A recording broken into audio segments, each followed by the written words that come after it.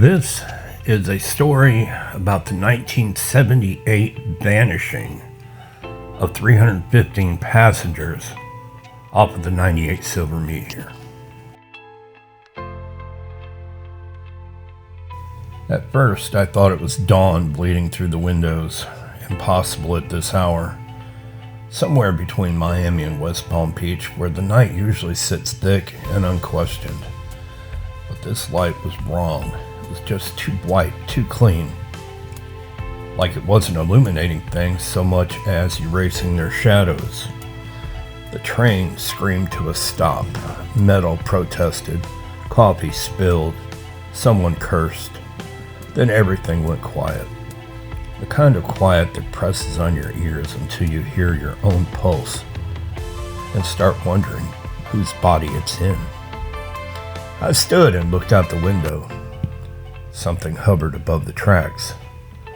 Not a craft, not exactly, more like a hole punched in the sky, rimmed with blinding white pulsing slowly as it were breathing. The swamp beneath it steamed, fog rolling outward in deliberate waves. And then a voice came over the intercom, but not the conductor's. Please disembark in an orderly manner. I felt calm. That terrified me more than fear ever could.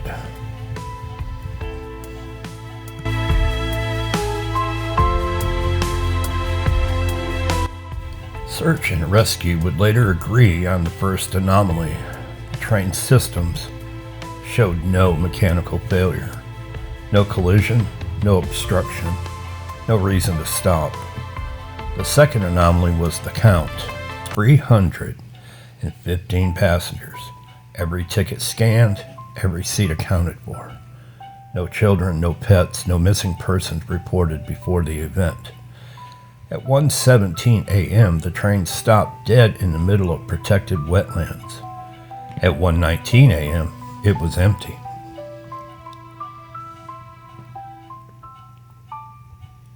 We filed out like we'd done it 1,000 times before. No panic, no screaming, just doors opening one car at a time and people stepping down onto the gravel like they'd been called for boarding, not evacuation. The swamp waited beside the tracks, black water, tall grass, insects silent for once. The light above us reflected off the surface, turning it into a sheet of pale glass. Someone ahead of me sat down and removed their shoes. I remember thinking, well, that's considerate. Then I sat down too. The ground felt cool through my socks. I placed my shoes neatly beside the others, toes pointing towards the tracks. Everyone did. Rows forming naturally, like pews. Nobody told us to. We walked toward the swamp barefoot, feet sinking into mud that didn't feel cold or warm, just absent. The light intensified, humming now, vibrating inside my teeth. As I reached the waterline, I looked back. The train stood silent, doors still open, lights on, waiting. For a moment, just one, I wondered if this was what dying felt like. Then the thought dissolved and I stepped forward.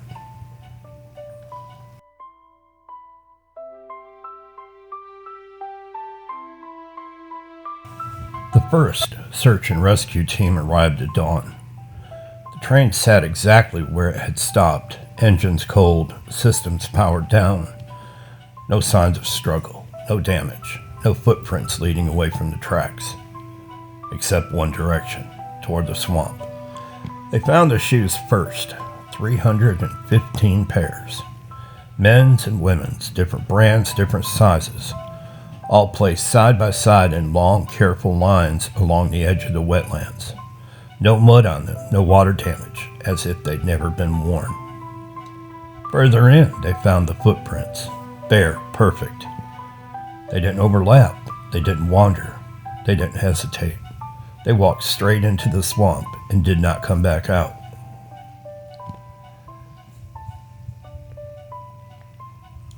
The water rose past my ankles, my calves, then my knees. I felt lighter with every step, like gravity was being dialed down in increments. The light above expanded, no longer a shape, but a destination, pulling at me gently, lovingly. Around me, people moved silently, faces slack, eyes reflecting white. I tried to remember my name, but it just felt irrelevant. The swamp floor vanished beneath my feet. I should have sunk. I didn't. I was walking on something invisible, something firm enough to trust without understanding. The light opened. Not outward, inward. I realized then that the UAP wasn't above us. It was around us, and we were already inside it.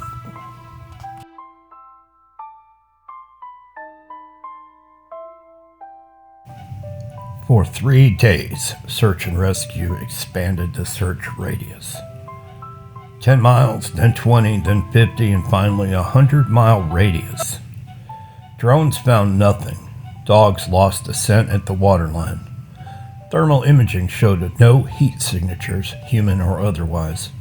Divers found no bodies, no clothing, no trace of disturbance beyond the footprints that simply ended.